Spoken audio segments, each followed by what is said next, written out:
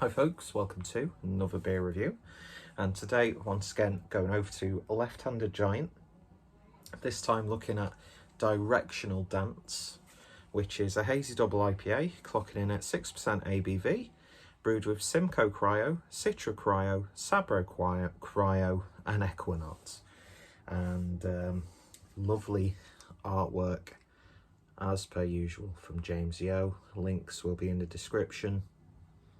Definitely giving Left-Handed Giant quite the sort of brand identity, if you want to use a sort of corporate marketing term. But yeah, and it's also metallic. Always reminds me of Pokemon cards.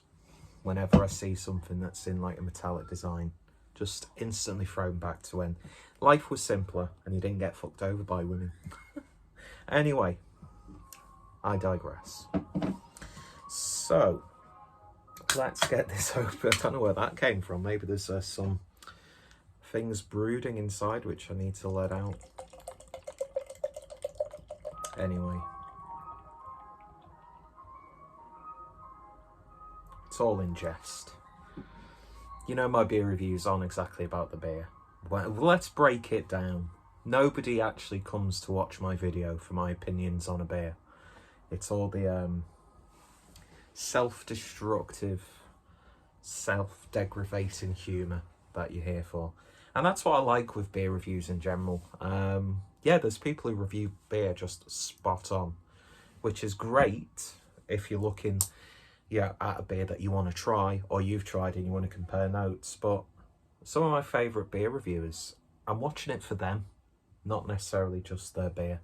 And another classic signature trait of a Clueless Drink video is got greasy hair because I've been working from home, so I don't need to shower as often. I just become so lazy when I'm working from home. Not that, you know, I'm a hype of activity anyway. So beer in a glass then, and that is actually looks like orange juice. That is fun. What a colour that is. It's not too bright, it's not yellowy. In fact, I've not had a New England, a hazy New England that's been sort of that colour for a while. It's like orange juice, grapefruit juice with all the pulp in there. Yeah, nothing's coming through that. Almost has like bordering on an amber hue to it. A hue to a kill. What a shit pun. Anyway, one thing's worth a slightly off-white head. It's sort of stained by the actual colour of the beer itself. Very nice indeed. Doesn't that look good? Anyway, let's see what we get on the nose. Ooh. It's got a little bit of like a herbal character to it, as opposed to like a really abundantly fruity and aroma. Has a little bit of savoury notes. A little bit of marmalade coming through. I'd say out of the sort of fruity side of things coming from the hops, it's more like a slightly muted citrus.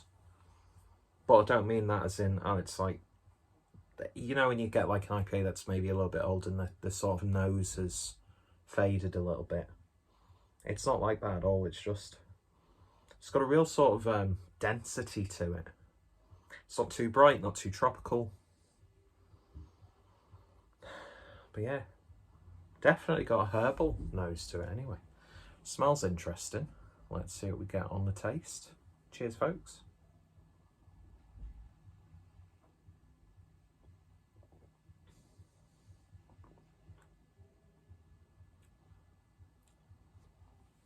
And it's like that on the flavour as well.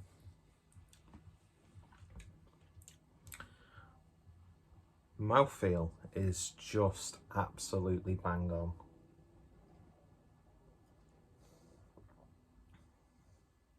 And again, soft, slightly sweet, citrusy flavours coming through.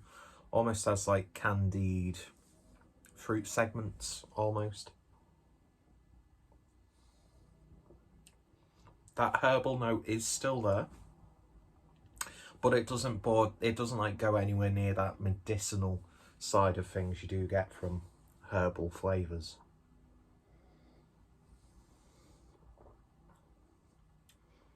Gentle bitterness on the back end. There's a almost perfumey coconut character towards the back end, but obviously I say this every time there's a Sabro beer. When I get Sabro, one of the first things that I'm hoping for is just that big, bold coconut flavour. You're not going to get it with this beer.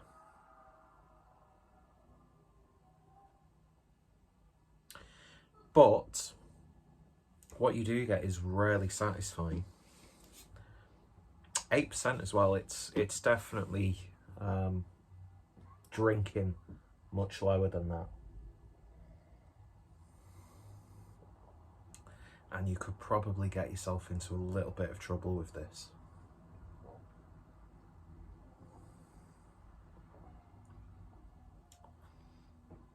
It has some like classic IPA, slight stone fruit flavours.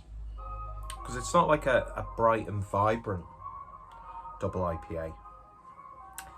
It's got that slight dank resininess to it without it going too far into that direction.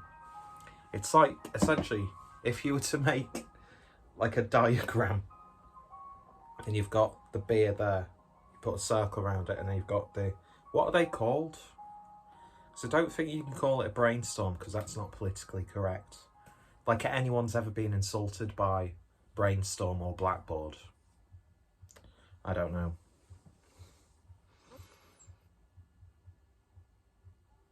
But yeah, if you write the beer there and you've got all the legs coming off, you're getting all of those characteristics you pick out, and they're all evenly represented on that the center of the diagram on the whiteboard. I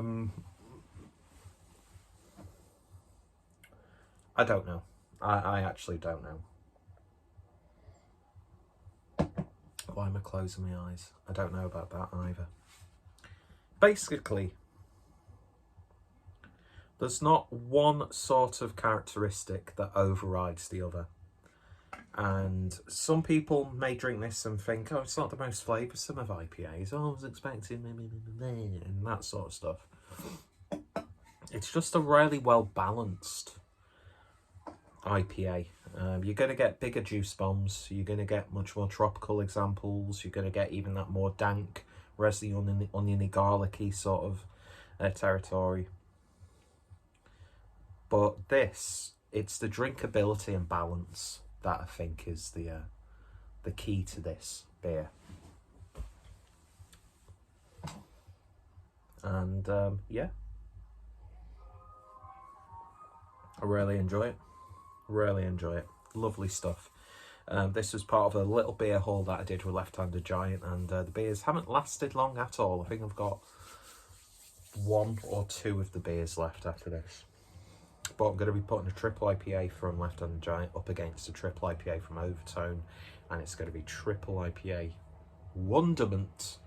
In fact, I might do that a little bit later on tonight, do a live stream. I don't know. But yeah, Left Handed Giant, just a fantastic brewery, knocking out not just IPAs, but some really fantastic beers in general. Now they've got the brew pub side of things.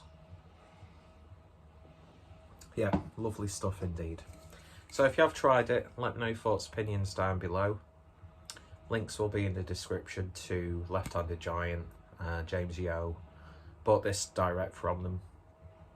And yeah, I've got a few reviews now up on the channel. I thought I'd actually reviewed a lot more Left Handed Giant than I actually did, but I think there's like 3 or 4 prior to me buying this, even though I've drank a fair few beers from them. Anyway, thank you all for watching. Thank you for sticking around, and if I've offended any women, I do apologise. That wasn't my intention. But then again, I can say for really stupid things and alienate people, which I'm doing a really good job of recently. But if I was American and Jewish, I'd be getting away with it. People would find it charming, but now I'm just a fat, anxiety-ridden, miserable 32-year-old from Skelmersdale. So maybe that's the same as a New York Jew. I don't know. Anyway, cancelling the Colourless Drinker channel in 3, 2, 1. Anyway, stay hoppy, stay woke, stay beautiful. See you guys later. Fucking idiot.